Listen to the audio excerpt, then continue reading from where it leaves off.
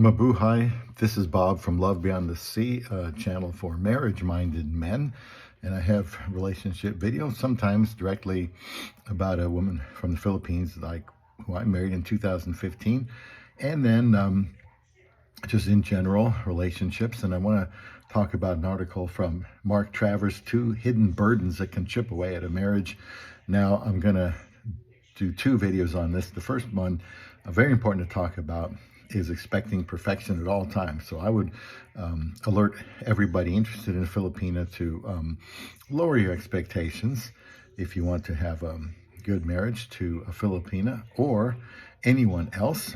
He starts out by saying, at the start of a marriage, love might feel effortless. Partners naturally give their best, eager to impress and make each other happy. But over time, hidden expectations can creep in, placing an unseen strain on the relationship. They don't always show up in obvious ways.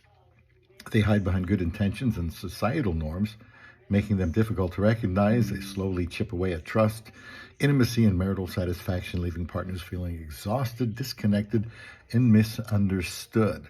And says that marriages often crumble under the weight of unrealistic expectations, and it's important to recognize or even prevent them before it's too late. Now, I can say after being married for 10 years, just had our 10-year anniversary, that I'm sure that my expectations were too high. I married a woman from the Philippines, and of course you hear how they make good wives, and they can. It all depends on the person that you marry. But I would caution people not to say, well, I heard this guy say that, all Filipinos make good wives or something, and then have a bad relationship and then blame the person. We all have to do our best to vet out each person. And even when you find someone that you like, she's not perfect, she's human, and she will have the same observations about you. So expecting perfection at all times is something we should avoid. And he says perfection may seem like a noble goal in marriage, but it's often a silent destroyer. It starts subtly, like wanting your spouse to handle conflicts perfectly, maintain an ideal work-life balance, or always be on the same emotional wavelength. Never going to happen.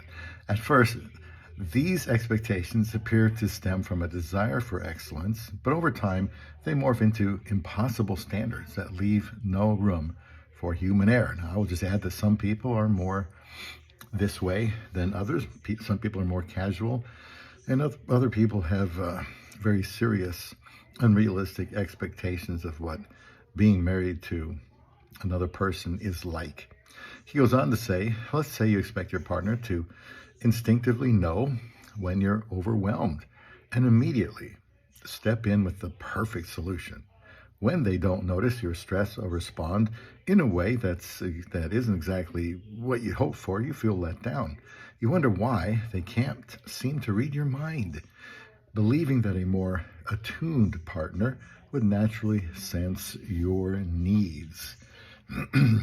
Almost had to laugh when reading that. He says that this expectation places an unfair burden on your partner, requiring them to be emotionally omniscient, an impossible task for any partner. No one can flawlessly anticipate another person's emotions or respond perfectly every time. And when this ideal goes unmet, it breeds disappointment and resentment. I will also add here that there are wives and husbands that just don't talk very much about their personal life for whatever reason. They're just hesitant to share, and they really should be, sharing with their husband, but that does make it more likely that their spouse will have to kind of guess what's going on behind the scenes. Sometimes that works, and sometimes that doesn't. He goes on to talk about research that says high perfectionistic standards for a partner has been shown to exacerbate stress, burnout, and conflict in relationships. It's also associated with lower marital satisfaction. And says this is especially true for maladaptive forms of perfectionism. Unlike healthy striving, which is good, which lovingly encourages growth, maladaptive perfectionism is controlling. We've talked a lot about control on my channel, and leaves no room for mistakes or differences in approach. Spouses become more unforgiving and intolerant, making their partners feel like they're constantly falling short. I try to be very realistic on my channel, Love Beyond the Sea, about what you're getting into. I'm probably more realistic than most channels. Marriage is hard, it's difficult. You got two sinners living together in the same roof. They're not always honest, they're selfish. And a lot of that has to be burned off over time if they're ever going to have a relationship that lasts. That you should go into it fully aware of your problems, the issues that you have with your personality, with your behavior, and be prepared to work on those, because your spouse is surely going to let you know about it. And he talks about maladaptive or negative perfectionism is related to idealistic concerns such as worrying about mistakes and a lack of alignment between expectations and outcomes. Negative perfectionists expect themselves, their life partners, and family members to be perfect. But this unrealistic expectation is not met. As a result, they constantly encounter difficulties in their relationships with their spouses, and trust and friendship in their marital relationships decrease.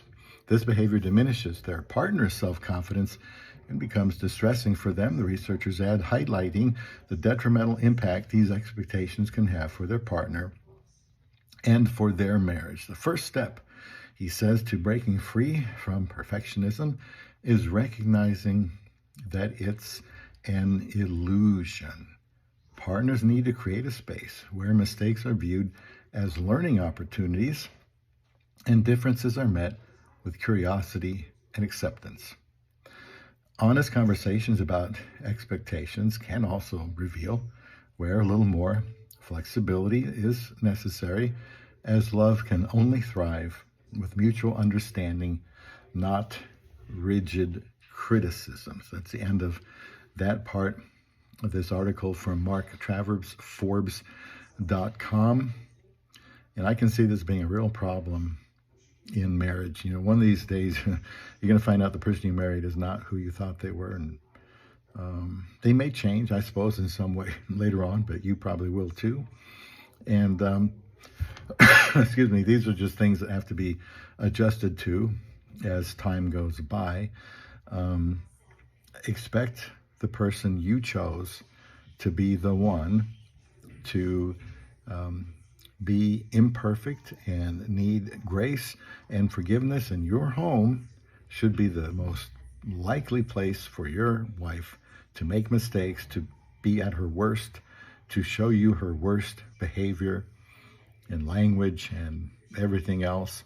And she should feel safe doing that in front of you in your home, because you know she's not perfect. She knows she's not perfect. Neither is her husband. And these things are going to happen.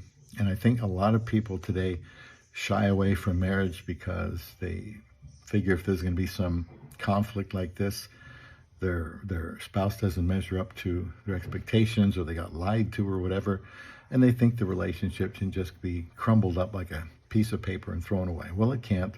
Marriage is permanent. As a Christian, I believe marriage is permanent, and adultery can break the marriage. You don't even have to divorce your spouse if they commit adultery. I believe if you made a vow to somebody, then you should keep that vow.